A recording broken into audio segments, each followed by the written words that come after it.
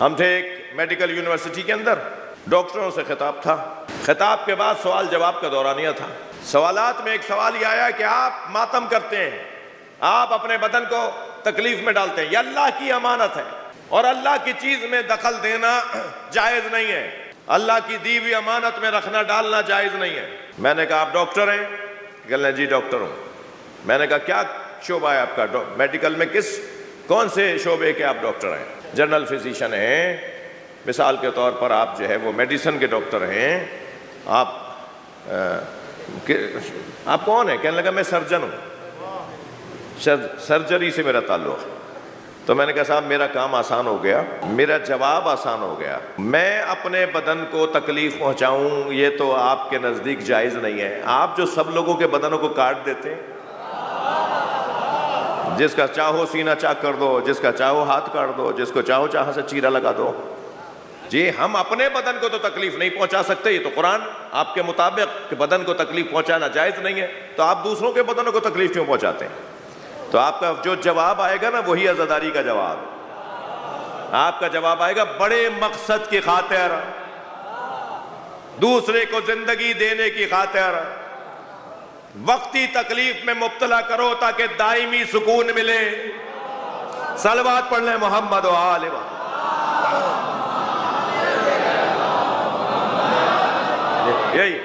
یہی ہمارا جواب ہے۔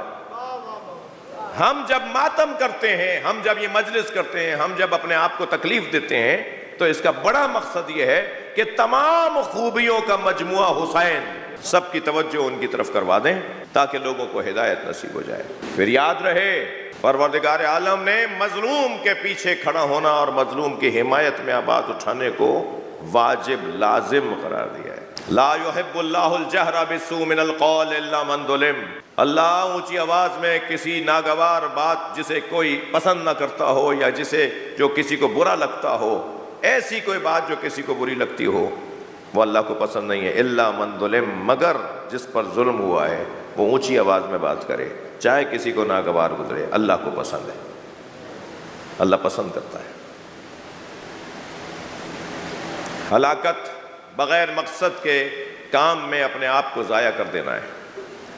مشقت، شاق، درد، تکلیف یہ کسی بڑے مقصد کی خاطر برداشت کی جاتی ہے۔ یہ بہت ہے تو مشقت ہے، اور اس مشقت میں اگر جان چلی جائے تو شہادت، یہ ہلاکت نہیں ہے، اس لیے کہ مقصد ہے اس کے اندر۔ اور مقصد بھی اس سے بڑا کوئی مقصد ہوگا کہ نبی پوری امت کو کہہ کے گئے ہیں میرے اہل بیت کا خیال رکھنا، اس سے بڑھ کر کوئی مقصد ہوگا کہ اللہ نے قرآن مجید میں صادقین کے ساتھ رہنے کا حکم دیا ہے؟ اس سے بڑھ کر کوئی مقصد ہوگا کہ اللہ نے قرآن مجید میں وسیلہ تلاش کرنے کا حکم دیا ہے؟ وہ جو اللہ نے کام دیا ہے، وہ اللہ نے جو حکم دیا ہے، اس کے لیے ماحول کو آمادہ کرنا اور لوگوں کو متوجہ کرنا عزاداری کا مقصد ہے۔ بلائیے ان دوستوں کو جو مجلس میں نہیں آتے یا کم آتے ہیں، اپنے ایک دوست کو ضرور مجلس میں روزانہ ساتھ لایا کریں۔ یہ خوشبو ہے، جب اس کے شام میں جائے گی، جب وہ سونگھے گا تو پھر وہ دوبارہ اس کو لینے آئے گا، اور در حقیقت وہ امام حسین سے قریب تر ہوتا چلا جائے گا۔ کیا معلوم کہ لانے والے سے زیادہ وہ آنے والا قریب ہو جائے۔ تبلیغ امام حسین، تبلیغ حسینی، یہ صرف کسی خاص طبقے کا کام نہیں ہے، ہر فرد عزادار کا کام ہے، اور آپ یہ کر رہے ہیں۔ کم سے کم کالے کپڑے پہن کے جب آپ نکلتے ہیں نا تو دور سے گزرتا ہوا دیکھ کر آپ کو لوگ سمجھ جاتے ہیں حسین کا عزادار جا رہا ہے، تو یہ آپ کا گزرنا تبلیغ ہے، آپ عزائے امام حسین کے سفیر بن جاتے ہیں کالے کپڑے پہن کے۔ بہت سو کو تو شاید آپ کو دیکھ کر یاد آتا ہو کہ محرم ہے، اور اگر 100 لوگوں میں کسی ایک نے بھی ارادہ کر لیا چلو مجلس میں چلتے ہیں تو گویا آپ نے امام حسین کی طرف بلا لیا۔